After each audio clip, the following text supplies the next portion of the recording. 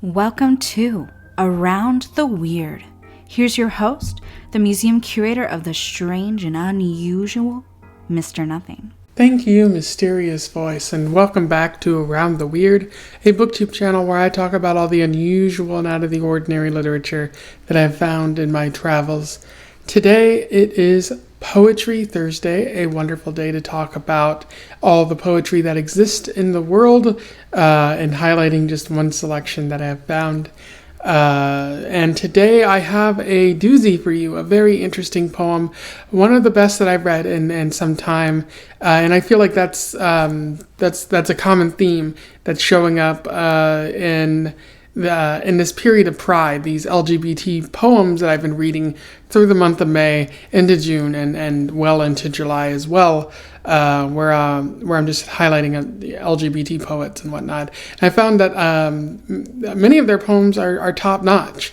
I've highlighted them throughout the year as well, but these past couple weeks have been quite a selection of poetry, and one of the poems that I found is top notch as well. It's about declaring that you exist and wanting your existence to be recognized. I think we'll talk a little bit more about that later, but it is "Things Haunt" by Joshua Jennifer Espinoza. For those who don't know, Joshua Jennifer Espinoza is a California poet, doing poetry in central Southern California. She is a transgender poet, and according to her own Twitter profile, she is the gayest gay that ever gayed, which is saying something, as there are a number of gays in the world, and apparently she's one of the gayest of the gays. So always fascinating to hear that title bestowed onto somebody. She's a pretty new poet as well, having most of her work published in the past 10 years. And this is the first time I've encountered her. And when I read one of her poems, it really struck me. And I was like, I have to talk about this. And then I read more of her poetry, and I'm like, wow, like this person like gets me, or like is writing poetry that says what's in my soul. And I honestly wasn't expecting that, because that hadn't happened in a while, and it was just a really powerful poem, and I would like to share that with you today. So without further ado, let's talk about Things Haunt. I will read it, do a little bit of an analysis, and we will move on from there. Things Haunt. California is a desert, and I am a woman inside it. The road ahead bends sideways, and I lurch within myself.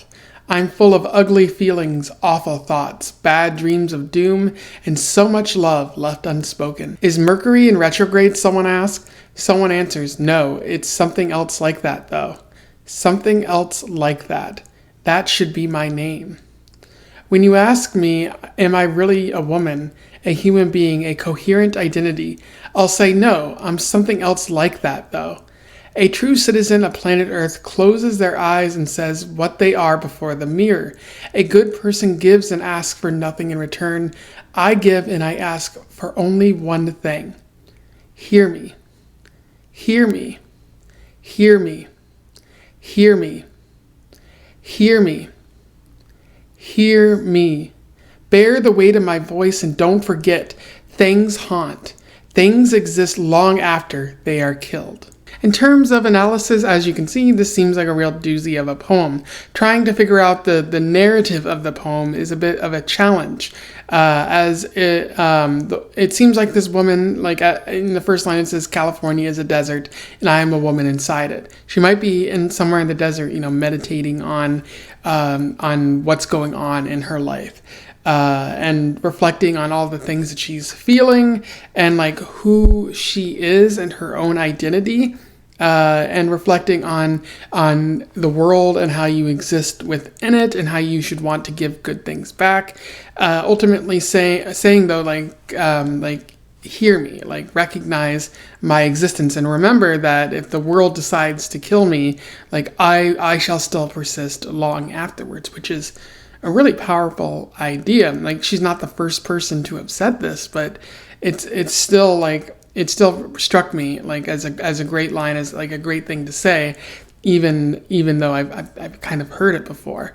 And so in terms of what Espinoza is saying in this poem, I think she's saying a number of things. Like the first thing is she's reflecting on who she is, and she says like one of the most like cutting lines that I've ever read, or one of the most like personally like reflective, something that really struck me and I was like, wow, this makes a lot of sense to me, is where she says, "I'm full of ugly feelings, awful thoughts, bad dreams of doom, and so much love left unspoken."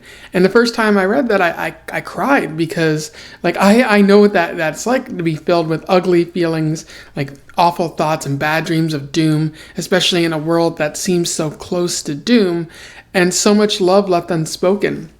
Like the idea that like you have so much more to give to the world, and so much to share, so much more love to share with your friends, and like sometimes it's hard to say it, to speak that love or to show that love, and other times you don't get the opportunity to share that love. And I think of my dad dying pretty recently and not being able to share that love with them, and it was pretty hard. Like it still sucks even like a year later, which you would guess that it would. And so like the poem is worth the price of admission just for the first verse alone. Like she does amazing writing in this poem, and really gets at like what a person could be feeling. And she notes like, oh, like is Mercury in retrograde? Oh no, it's something else like that though. She compares herself that like, is she a human being? She'll say, no, I'm something else like that though.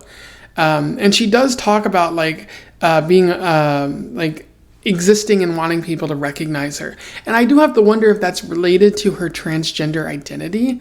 Like how, especially in today times, like the present moment, it's not easy to be a transgender person, and often society, your own government might not recognize that you're actually the person that you claim to be. And maybe this is her like standing up and saying, hear me, listen to me.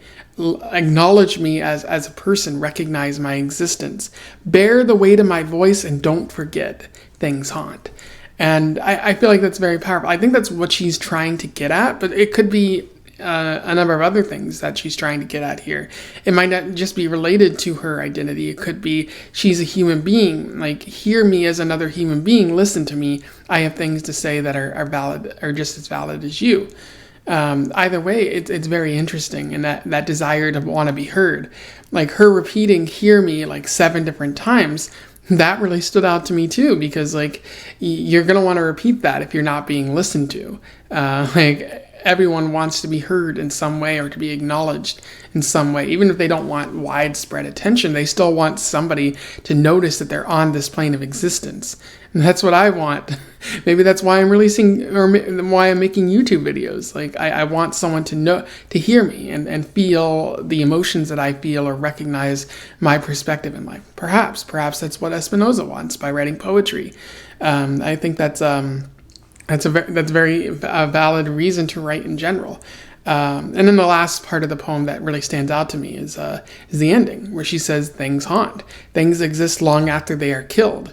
It could be ideas, it could be people. Like you kill a person and they persist through the ages. Like Martin Luther King, like Marcus Garvey. Those are civil rights leaders. Various transgender individuals who are killed, they're still remembered. Like George Floyd, like even though he was killed, like his memory still kind of haunts America 2 years later, as it should. Like we should definitely remember what the police did to him. And like I really feel that. I don't know if she's saying that explicitly about her transgender nature, that if someone kills her, like that's not going to be the end of her. And maybe like religious America might want to kill her because they think that'll be the end of her. But again, I don't think that's explicitly what this poem is about. But I'm just basing it off of recent events, recent stuff that happened. And again, maybe that's why it's so striking in particular to me, is because of what's been going on. But again, every poem, every piece of literature changes through the years and gains new meaning as history marches forward. So I think that's also something to consider when reading this poem. Anyway, those are my thoughts on Things Haunt by Joshua Jennifer Espinoza. A really solid poem, one of the best that I've read recently. And I would encourage you to go out and read this. I'm going to link to it in the description because I definitely want you to read it and have a conversation with me about this. I'll also make sure let you know about, or I'll also encourage you to find some of her other poems that she's written, because there's quite a bit of good poetry from Joshua Jennifer Espinoza, and I really want to share that with everyone right now. So comment below. Let's have a discussion about her poetry. Otherwise, don't forget to like, share, and subscribe so that more people can find out about poets like her, as well as Poetry Thursday, so we can talk about more poetry on BookTube. And until then, I wish you the best of luck in your weird and haunting travels. Farewell.